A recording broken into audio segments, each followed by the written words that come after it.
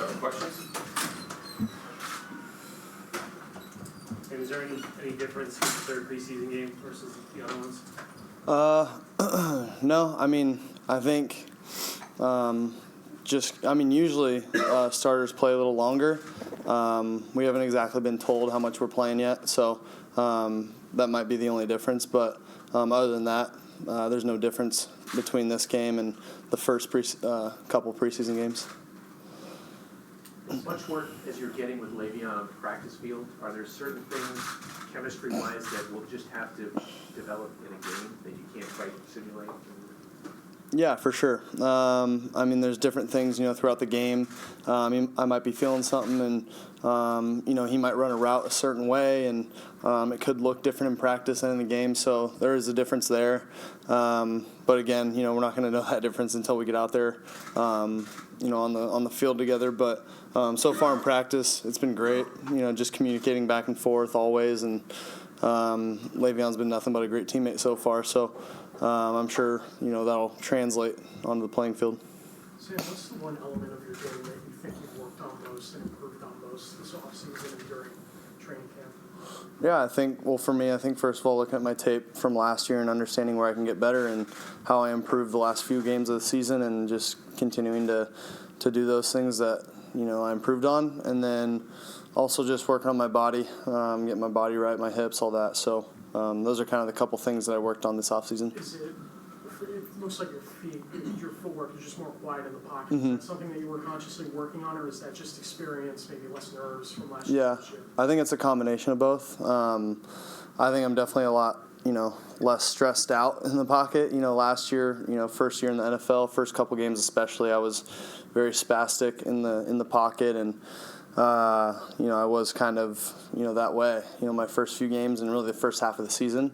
I thought I calmed down a lot the last half of the season, and then these first preseason games, I felt like I've been really calm, and we've just been kind of, driving the ball down the field, I think, our offense has found a good rhythm here. Sam, are you curious how the offense will look with Le'Veon? I know Adam wants it to kind of be spread across a bunch of different guys, but to have a dynamic presence like that as part of your offense, is there a level of curiosity that you have? Yeah, for sure. I think we've been doing a bunch of stuff in practice with him. But yeah, during the game, you never know. Obviously we have our plan of what we want to do. The first few plays we want to run. But then after that, we could be drawing plays up on the sideline and getting after the defense like that. So during a game, so it's fun to kind of do that with Coach Gase. Even during the first couple preseason games, we've been doing it. I'm just excited to get some live action and get these real games going, these regular season games. During the game against the Falcons the other night, you had that one throw to Quincy where he was crossing the middle there. Yep. Could you just kind of walk us through that play? Because from our vantage point, it was a pretty impressive throw. What were you seeing there? What was kind of going on behind the scenes on that play? Yeah, right there, we had a little play action. It was like one of the first couple plays, right? First passes or something like that. Okay. Yeah. So yeah, we just had a play action and tried to get my eyes around as fast as possible. Notice it was man. I was just really making sure that middle field safety wasn't going to get in the throw. I knew Quincy was going to beat his man and get across his face and flatten it, which you're supposed to do against man. So I was just trying to put it in a good spot where the defender didn't have a chance to get it. And Quincy obviously did a really good job of separating. Sam, a lot of people kind of, especially on that play that Matt was just talking about, where you were able to throw kind of without your feet set in that direction, like they were still open a little bit to the sideline, and then you came across. How do you balance that kind of playmaking ability where, okay, now I got to get the ball out while also saying, okay, well, this technically is the proper football right. play? How do you right. balance that? I think for me, I've always kind of thrown with my left hip open a little bit more. That's just kind of always how I've been, even in high school, even going back to high school. So I think for me, it's more natural, but I definitely just continue to work on my target line, getting my left hip to where I want to throw it. If I just continue to work on that in practice, it's going to feel more natural.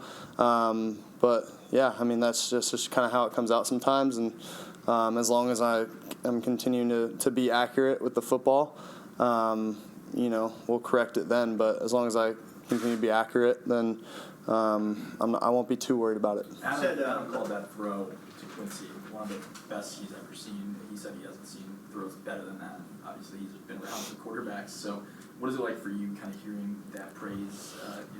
Yeah. A play like that. Yeah, I mean, he's obviously coaching good quarterbacks. So, to hear that from Coach Gase is, it means a lot. But, yeah, I think he might be just saying it because it's in front of you guys, and he's with the Jets now. But no, I'm just messing. So it's good. It's good that he's saying stuff like that. But at the same time, I'm here to work. I've seen a lot of great throws. Getting to learn this offense, and I've seen a lot of great throws from number 18. Who played with the Broncos. So just learning this offense and watching Peyton throw the ball a little bit. I can say that I've watched better throws than that, but it's just Coach Gase, giving his players praise. He's always trying to boost our confidence and all that. So thanks, Coach. You said earlier that Le'Veon was a great teammate. Yeah. Were you kind of curious about how that would work out based on what you'd seen from him in his years with Pittsburgh, and sometimes it went sideways a little bit? Yeah, I mean, I'm not worried about it. He's been great so far, and we've talked a bunch in practice and off the field as well. So I'm not worried about it. Have you given him a hard time? He had mentioned that last week that he knows that he's not playing. He's not playing, but you're still giving him a hard time. Oh How yeah. much he wants to play. Yeah, I mean, he's out there in pregame with the pads on and dancing around, and he's like, "Let's go, guys! Come on, get fired up!" And I'm like, "Bro, you're not even playing. Like, I mean, once you start playing, you can start doing that stuff." So, he's been great. We've just kind of been playing around pregame and doing that, but I know he can't wait to get out there, and we're excited to have him whenever he plays. In the regular season. I know practice isn't a game, but do you have a pretty good sense of how you and he will work? Yeah, for sure. I mean, obviously, game situation with me scrambling is a different thing. Maybe escaping a rush or two, and him just kind of finding the open zone. We haven't really gotten a ton of work at that, which I know he's really good at, so I'm excited about that. But just with him being so available on the checkdowns all the time, that's something that I've noticed in practice and that he does a really good job of. Sam, working with Ryan Khalil, looks like you've been speaking with him a lot. What's it kind of like been picking his brain? What's the impact that he's had on you so far? Yeah, Ryan's been awesome. I mean, just all the football that he's seen. I mean, even today, he saw the safety rotation. He remiked for me. We had a conversation there of being like, okay, if you're gonna do that, be loud so I can communicate and all that. But he sees stuff, man. He sees safety rotation. He's got his head up all the time looking for guys. So it's good to have a guy like that. That's been around some football and who knows his stuff. Offensive Take a line couple does more. see it a little bit different than you would, I'd assume, before the snap. So how valuable is it to have that extra set of eyes that maybe you haven't had before? It's huge. I mean, because he might see something that I don't see. If my eyes are here and I'm looking at some of the safeties or, kind of the outer shell coverage, the safeties, the DBs, all of that stuff, and all of a sudden he sees a linebacker kind of start to creep in there. It looks like he's blitzing. He might give me a heads up saying, hey, dog, or something like that. So Ryan's great at communicating, and we're just going to continue to, again, those terms that we use to communicate stuff like that. We're just going to continue to work on that and continue to figure out the terminology and get on the same page. Sam, what have you seen from Ryan Griffin? Because obviously with Chris's suspension, probably going to see a lot of him. And how have you built some chemistry with him? Yeah, Griff's been awesome.